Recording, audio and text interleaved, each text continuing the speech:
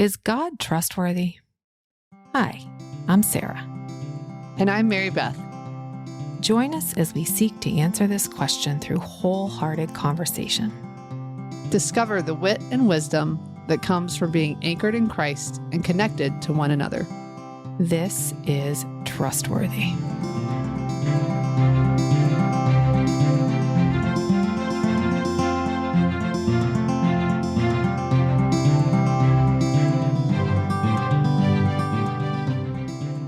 On today's episode of Trustworthy,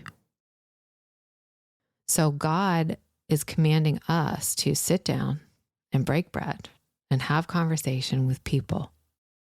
It gave me a sense of belonging, saying like, you're one of us. We're welcoming you into just our daily life.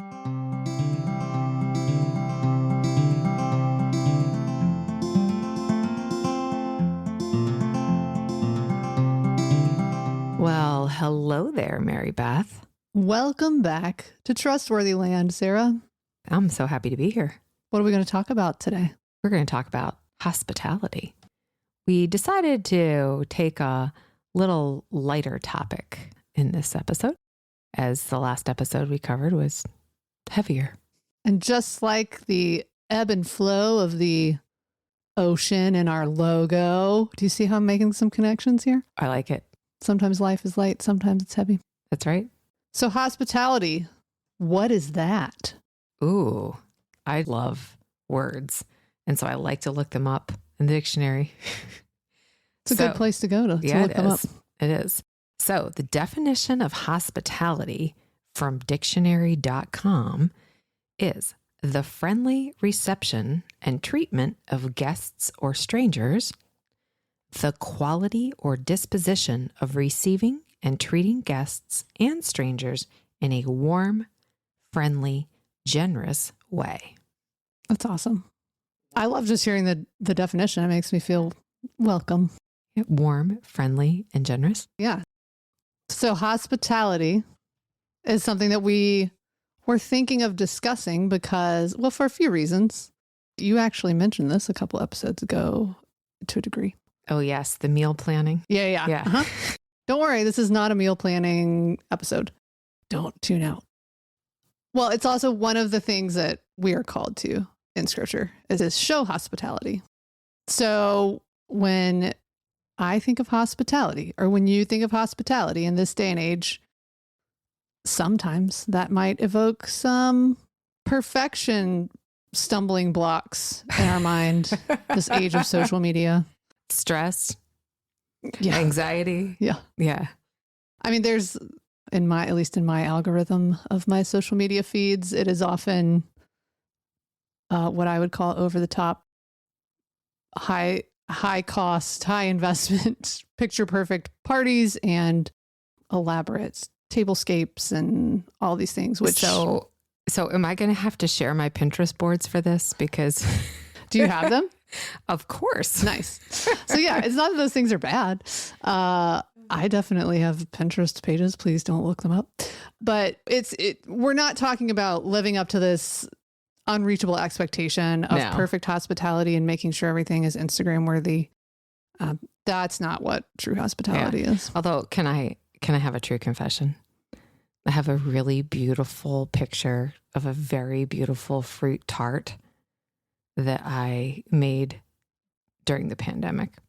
So let's just qualify that. Yeah. The amount of time and the effort that were put into this tart might not be something that I would be able to do now that it's regular life again. Yeah. So if the picture of the fruit tart does make it to Instagram, there will be a large disclaimer. Oh, I did that during the pandemic. I made a caramel cake that was on the cover of a magazine that I like. But there was a cake that I made during the pandemic, and I even got out my grandmother's silver to pose in the picture to make it look just like the cover. So yeah, wow. We're not here to say all those things are bad. We're just saying that's not and how it's it is okay to do that. Yeah. We're now, just to be fair, we're also not in the industry of catering and providing. Correct. So I do have friends that are, and it is that's their art. I mean, it is an art. Right? And it's their work to harken back to our previous episode. Exactly. That's what God has called them to do. So, okay. I would say, Sarah, that you are more naturally gifted in hospitality than I might be. Thank you. I am a Southerner, and I was remembering all these parties and events that I went to growing up in the South, and they were always amazing and everything was beautiful. So there are women who are just more naturally gifted to it. So Sarah, thank you for leading the way in your natural gift of hospitality. Well, thank you. I'm not sure how to react to that. She's speechless. I'm speechless because you heard it here first, folks. I had nothing to say. But no, like there can be a stigma on both ends of it, right? Yes. So for me, who maybe I'm not crafty, I'm not artistic, it doesn't come naturally to create these beautiful experiences for people. Yeah. There might be a stigma for me of, how am I supposed to show hospitality if this is not my natural bent? And so for you, why don't you talk about what are your maybe struggles with hospitality? To be frank, which I'm not frank, I'm Sarah. But to be straightforward, I struggle with the sin of comparison. So when I am going to host an event, I sometimes feel that it's not going to measure up. The other thing is that I also sometimes compare myself to myself. When I was younger and single, I used to throw some pretty awesome parties, but that was all that I had. I mean, I was working and creating parties. Like I didn't have a family, children, other things. So sometimes I compare myself to other people. Sometimes I compare myself to myself in the past or at different seasons of my life. And that is almost more dangerous, which I think we could probably have another whole episode about seasons of our life and the expectations that we have of ourselves. So we'll put a pin in that. Yeah. Yep. One of the other things that I find difficult with hospitality is just doing it. So I can think of a million reasons. I'm too busy. I don't have time. Oh, am I really going to have to like clean up my kitchen or vacuum or clean the bathrooms or do all this stuff just so people can come over? And sometimes that stops me. Sometimes I feel like, well, I don't know if anybody would want to come over. So I feel like back to that self-esteem when I was in high school. What if nobody likes me? What if nobody wants to come to my party? Overthinking how much work it's going to be, or if my house is clean enough to receive guests, or are people going to show up, stops me. And sometimes it takes me a little while to sort of like get over that hump of actually putting myself out there. Be like, okay, I'm going to do this.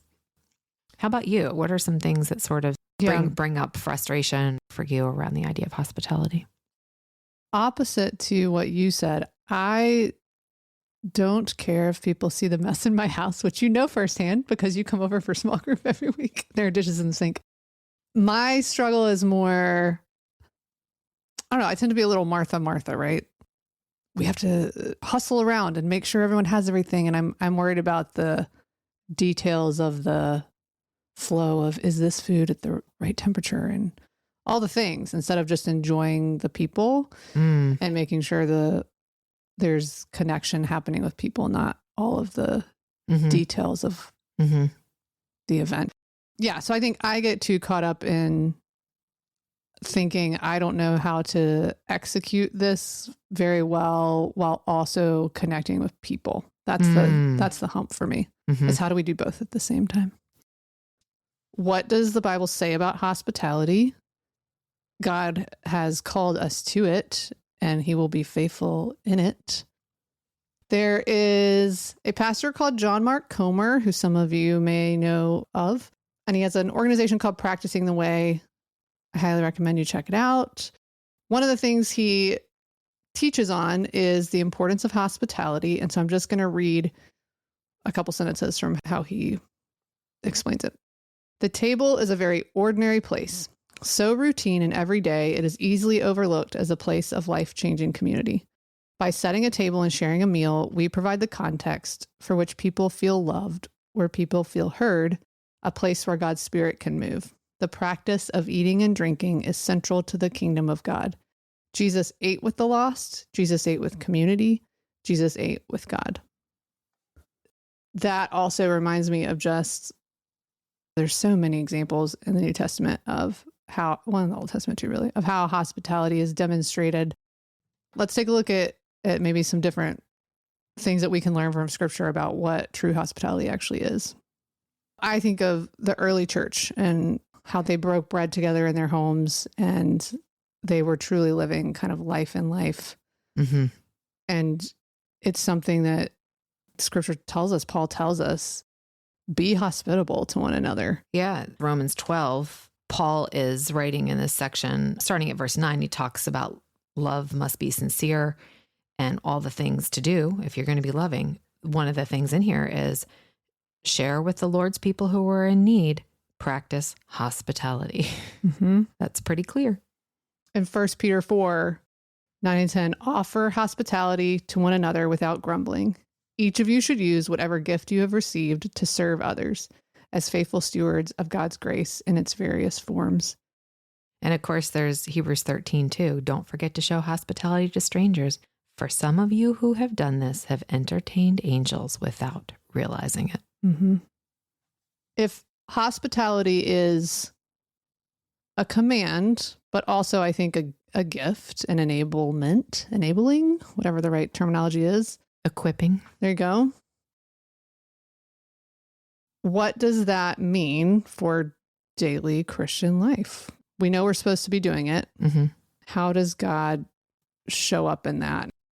I always think about the trustworthiness of God. God is telling us in his word that we need to be hospitable. There are reasons for that. He's not just saying this arbitrarily, like, oh, get together and break bread. He's saying it because it is good for us. We've discussed this before, that we come to understand who we truly are by telling our stories with other people or to other people. So again, the Trinity, the Father, Son, and the Holy Spirit speak to each other about who they are. So God is commanding us to sit down and break bread and have conversation with people. That is so that we can more fully understand who we are in him. And it also gives us an opportunity to love others with the love of God and to be loved by God through others. Yes, it's for our good. It's very much for our good. There are lots of things that God commands us to do and restricts us from doing.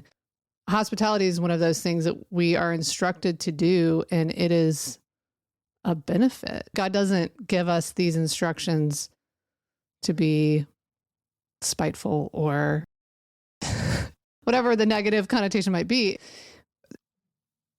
I mean, I think we can both think of times in our life where we have experienced or given or received hospitality, and the only thing that comes out of it is good. Yeah. For us and for the people around us. Just only good. Yeah. Yeah. I can actually think of a couple times that really, really stand out in my mind. One is when I was young, I got invited to a Christmas party. This was a single woman and was able to host a party, a Christmas Day evening. She did it every year. Her house would be decorated to the nines. She'd have gorgeous Christmas trees in every room, multiple. The food would just be so lavish and over the top. You couldn't even eat it all. Nobody could. And there would be gifts. She would have boxes of gifts unwrapped, gifts for men, gifts for women, gifts for children. And you could go and you could choose a gift. And the way it worked was once you came to her house on Christmas evening, you were always invited back. There was never a time that you couldn't just randomly show up. And it was so much fun because after the Christmas morning rush, after the madness, after this, there was still something else to look forward to. And her generosity was overwhelming. And I think of that definition that we read earlier from the dictionary.com, a warm, friendly, and generous way.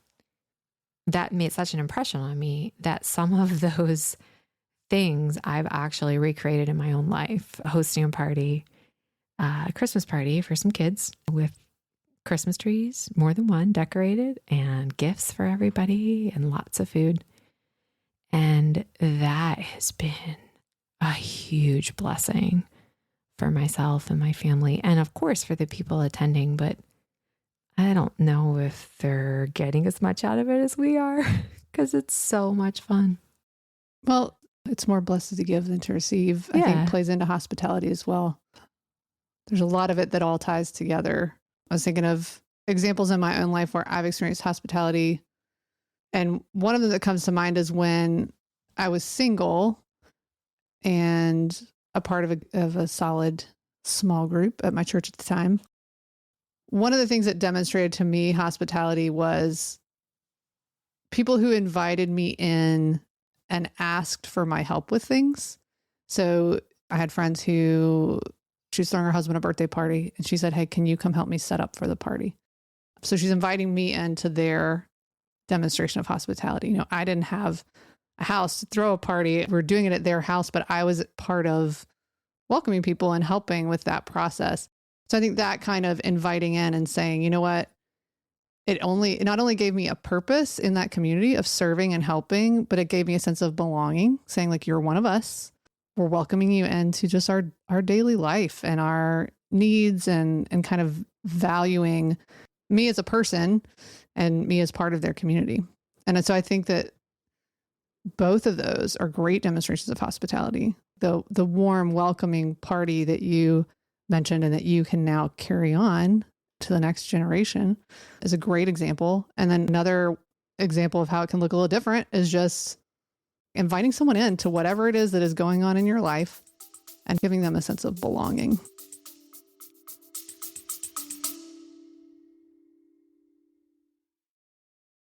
Well, hey there, listeners. Mary Beth and I have a question for you. Do you have an Instagram account? If so, please head on over and visit us at This Is Trustworthy. Also, you can send us an email. listen@trustworthypodcast.com.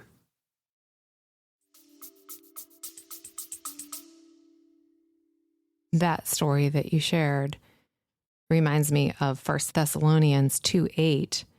We loved you so much that we shared with you not only God's good news, but our own lives too.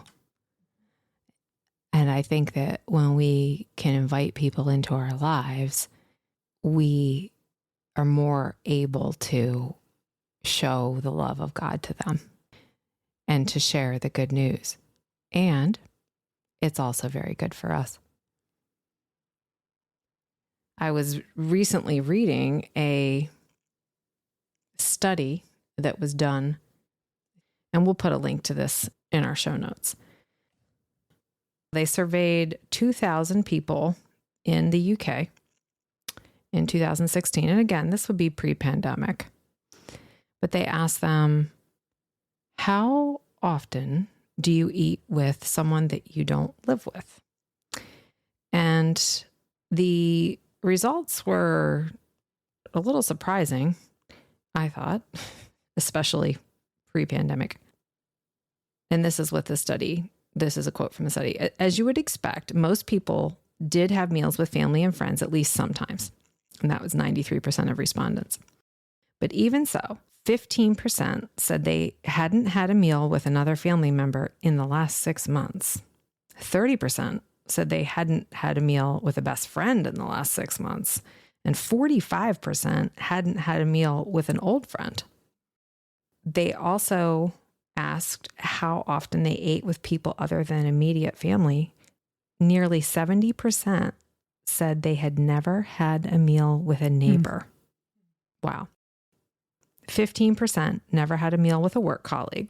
32% had never done so with a boss or a manager, and 37% never had a meal with a community group.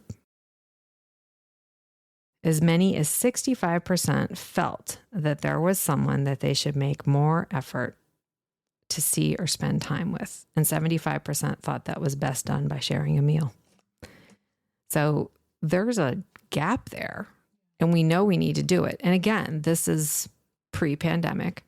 So I think It's probably even more exaggerated now. well, this was from a study that talks about the importance of social eating historically, but also currently, and just the positive effects that it has on our mental health, our physical health, our social networks, which, as we know, the size of our friendship and social network has a direct effect on our health and even our life expectancy, but definitely on our mental health. I would say there is something, I don't know if divine is the right word, but spiritual at the least, that happens when you gather people around a table and you're sharing a meal and you're sharing time together. I even think there's a difference in eating at a physical table versus standing outside at a picnic or something. There is something about sitting around where you're looking people in the eye, you're sharing a meal together. And this shouldn't be surprising because God tells us to do it, right? And he led the way in demonstrating how to do it. But it is a gift, and it's something that we have moved farther away from, I would think, further away from in our society. You'd also found some information on the actual benefits to people of sharing meals together. And so it's not just us saying this, there's some science. There is actually science, yes. I found a really interesting study by Cornell University that looked at firehouses in a large city. And the researchers found that the firemen that ate meals together had a higher performance in their work group. And even though they were cooperative with each other, the ones that didn't eat together, lower performance in the work group. Also, there was some embarrassment when they admitted they didn't eat together, as if there was a larger problem. Yeah. There is something about sitting at a table. The research around eating together in the business world, companies eating together, having lunch at the same time, subordinates sitting across from managers and so forth. There's something very egalitarian about the table. Everybody's sitting together. They're looking eye to eye. They're eating. You're watching each other. And I totally agree with that. And I have, in the places I've lived, I always tried to have a light, a chandelier, pendant, whatever, over my table, and the ability to turn off all the other lights around it. So if you come to my house for dinner, we have a breakfast nook and we sit there most nights, and I will turn off the lights in the kitchen, and my son will tell you, he'll say, oh, now the kitchen's clean because the lights are off. You can't see the mess.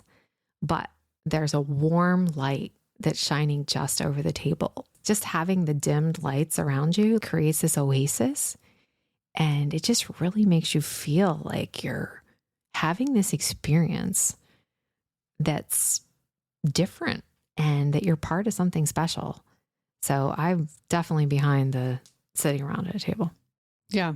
There's, I'm sure people could pull up scientific research about the effect of lighting on our experiences in life as well. I'm sure. Well, I think that these have been really good examples of being hospitable in our maybe abundance. What about times when we may not have much we feel like we can give or offer? Oh, yeah. I mentioned when I was single and I felt like I couldn't really have people in my home. Well, you know what? I could. And I had a wonderful roommate who led the way for me in this.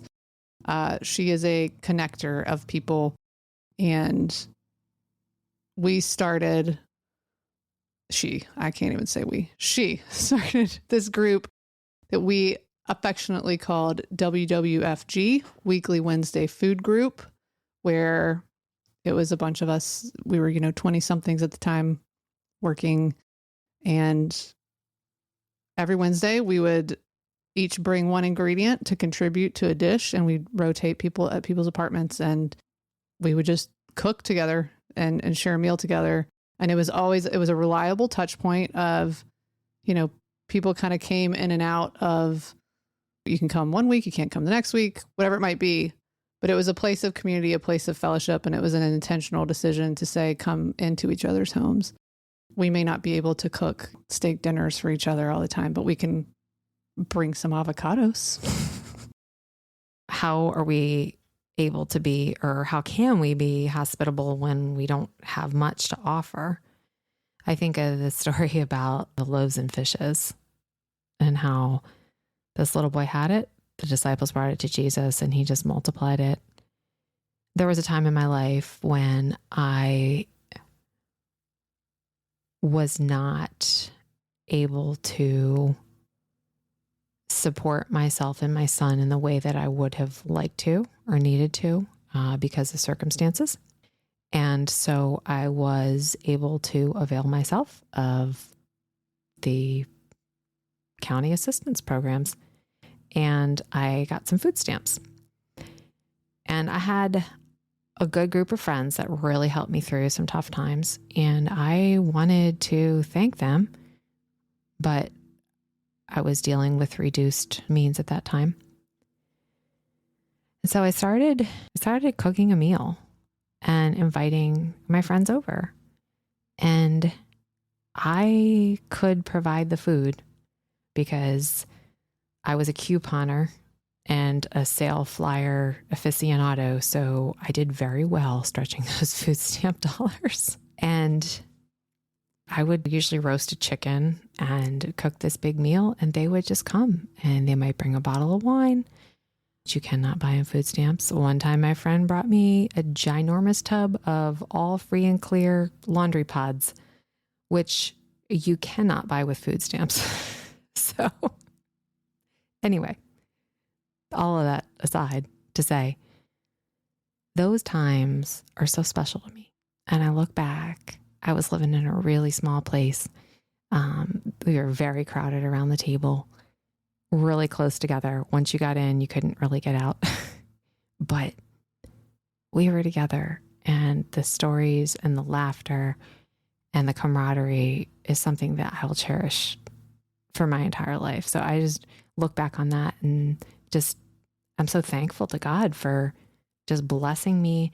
And I believe my friends too, with those memories. I love that. Well, and it is what you're saying about the loaves and fishes, that God can take whatever it is we have and multiply it, use it for his glory. It doesn't have to be over the top. It can be whatever we have. And maybe the multiplication is just the fact that other people come and contribute as well. That can be God providing. The benefits are multiplied in your relationships with each other. And who even knows, like down the road, how that carries out in each of your lives, those of you who gathered there that are now doing different things in different places. I think this is a good time to segue into some practical mechanics of how we can be hospitable. You mentioned your humble offering could be multiplied by what people bring. So one of my favorite ways to host a party or a dinner party is a theme party. I set the theme, and then I ask people to bring things that correspond to the theme. This can be fun. And by the way, if you have trouble selecting a theme, there is a website that we will link in our show notes. Boy, we're going to have a lot of links this show. That's okay. We're giving you lots of resources. That's right. Yeah. But it's the National Day calendar. So every single day of the year has something. Probably multiple. Multiple. Like donut day or dog day or whatever. Exactly. Yeah. So one of the favorite ones that I threw was a blue doodle frozen middle party. What does that mean? Exactly. Well, I'm going to tell you. It was like National Blue Jeans or Wear Blue Day, and it was National Doodle Day, and it was National Frozen Food Day, and it was National Middle Name Day or something. So I told everybody to wear blue.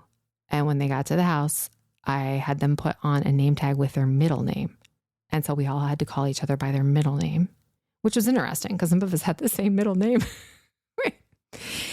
And we played Pictionary, and That's the doodle. that's the doodle. And we had frozen ice cream bars or something. But it's a really great way to come up with a party. And by the way, a theme party really helps people feel comfortable because it's an automatic conversation starter. So if you sometimes struggle for what to say to people, you can talk about the theme and it makes it a lot easier. We've done Numbat Day, banana pudding, whipped cream day. You pick a date and then you look at the calendar, and that's what you announce to people. So there you go, folks. There's a freebie for you. I was just thinking back to that statistic you read earlier from the UK study about people not eating with their neighbors. And I can just think, even this week, I was having a conversation with my husband about a neighbor that we need to invite over for dinner. And stepping out to those people that are immediately in your vicinity sometimes is the hardest. It's the hardest place to demonstrate hospitality for whatever reason. I was also thinking about my boys, who are 5 and 7, are way more spontaneous than I am in my middle age because they have zero responsibility. And they're also 5 and 7, Yeah. and their prefrontal cortexes have another 20 years to develop. But it's good. It's good for me. I used to be spontaneous. But I was just thinking about, they always just want to, at a moment's notice, like go play with their friends or go do this, go do that.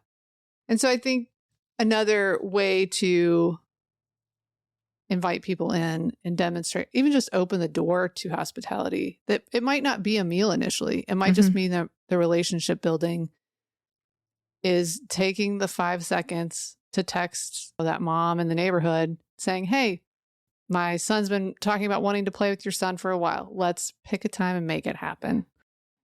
And that can lead to, after that play date, it's like, hey, why don't y'all just come over and we're going to cook burgers this weekend. Just small things that if the party feels overwhelming to you right now, start small. Start with kind of stepping out in those ways. Collaborative dinner. Hey, I'm cooking whatever tonight. Do you want to come over and bring whatever you're cooking? We'll have it all together. I'm realizing, as I just said those examples, that some of my neighbors are probably listening to this. So now I am going to have to invite Yeah, them. you get this accountability. You're going to have to follow through on this. Oh boy. Uh-oh. No, it's a good thing. It is a good thing. In our modern society, we're very insulated, and it's very hard to take a step and invite somebody. Well, what if they say something that's uncomfortable? Or what if they're different than me? Or what if, and all these things. So we've read and talked about the book, The Gospel Comes with a House Key, written by Rosario Butterfield, who tells the story about her coming to Christ by being invited repeatedly by a family to dinner. And she was far from Christ, but she was close to them, and they just kept inviting her. And it's a pretty interesting story. And she's a really beautiful example of having received hospitality, then turning around and living a life fully devoted to the Lord, which definitely changed the trajectory of her life. So if you're familiar with that book, great. If not, the link is in our show notes. There you go. We got lots of resources for you today. Lots of resources today. Resource heavy. To recap, we now know what hospitality is. We know that we are instructed to do it, and it is good. It is for our good, for the good of those around us. What should people do now this week to show some hospitality? That's good. Well, the easy one would be to invite someone over for dinner. Also, hospitality can be being a good guest when you go to someone's house. You had talked about being invited to help out with something. I think when we're invited somewhere, it is showing hospitality when we come reasonably on time. I'm not going to go any further into that, as I've struggled with time my whole life. We come on time and we maybe bring something or ask what we can bring or a host gift. And then just be present at the party, be present at the event, put your phone away. When you're with someone, be with someone. I think that's probably one of the biggest ways we can show hospitality, to be kind and generous to friends and family and strangers. And then the other thing I would say, if you don't have a place to eat with friends, then get a blanket or a bed sheet and pack a picnic and invite your friends to the local park. If there's a pavilion, great. If there's a picnic table, great. If there's not, just put a blanket down and everyone can bring something. Again, it could be, hey, we're having a picnic. Can you bring bread? Can you bring lunch meat? Can you bring cookies? And everybody shows up, or everybody packs a lunch and eats together. Quick shout out to my husband here. For those of you who might have food allergies and restrictions, he often has to bring his own food to events, and people will offer to make him things, and we're like, it's just easier if he just brings his own. That does not prohibit him from connecting with other people. So I would say watch out for those things that are those easy roadblocks to say, well, I'm not going to be able to eat anything there. Or, well, it would be easier to stay home, not go. It'll be awkward to invite those people. There are lots of hurdles, and maybe we should call them excuses, of reasons why we are not engaging in hospitality. So the challenge I would offer is identify one of those hurdles this week in your mind that is preventing you from showing hospitality. Jump the hurdle. Do it. Yeah. So to help you jump the hurdle, we will be posting on our Instagram at This Is Trustworthy some resources for y'all this week. Can I say y'all? Is that okay? Everyone can and should say y'all, Sarah. Okay, great. As I say, I lived in the South for 1.5 years, y'all. I have family there, y'all. Okay, y'all. So check out our Instagram at This Is Trustworthy this week, and we will be putting some resources in there for you from our very own kitchens. A couple recipes, as well as some cookbooks that we like to reference and some other ideas. And please email us at listen@trustworthypodcast.com and tell us what your favorite things are to either make, or themes that you've used, or ideas that you have for extending hospitality. And tell us your stories. If you did this, if you jumped the hospitality hurdle this week, tell us what the result was. Yeah. Ooh, I'm getting excited about that. We'd love to hear that. And you can tag us if you want to make your own post on Instagram. Tag us at This Is Trustworthy, and we might repost you. Ooh. For those of you who aren't social media savvy, just ignore what I said. It doesn't matter. You can just email us. But yes, there are way more resources than we could cover here for things to help us along as we demonstrate hospitality. And so we'd love to kind of hear what y'all do as well. All right. Thank you so much for listening. We will see you. Now, I guess we won't see you. You'll hear us next time. We will talk to you next time. We'll talk to you next time.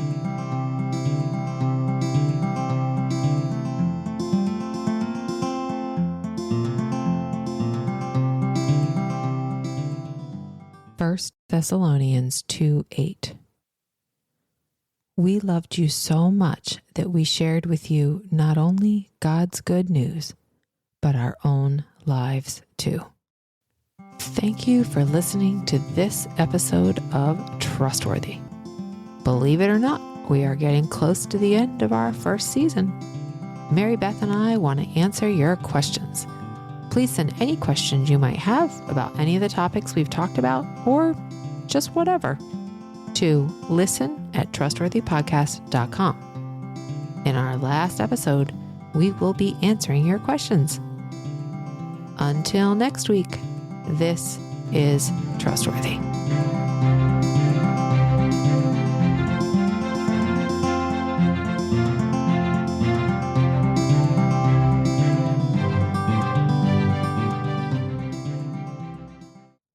Hey, y'all, Mary Beth here. Sarah and I are so glad that you chose to listen to our podcast. And while we think that we're awesome friends to have, we just wanted to clarify that we are not mental health professionals and want you to know that this podcast should not take the place of any paid professional advice.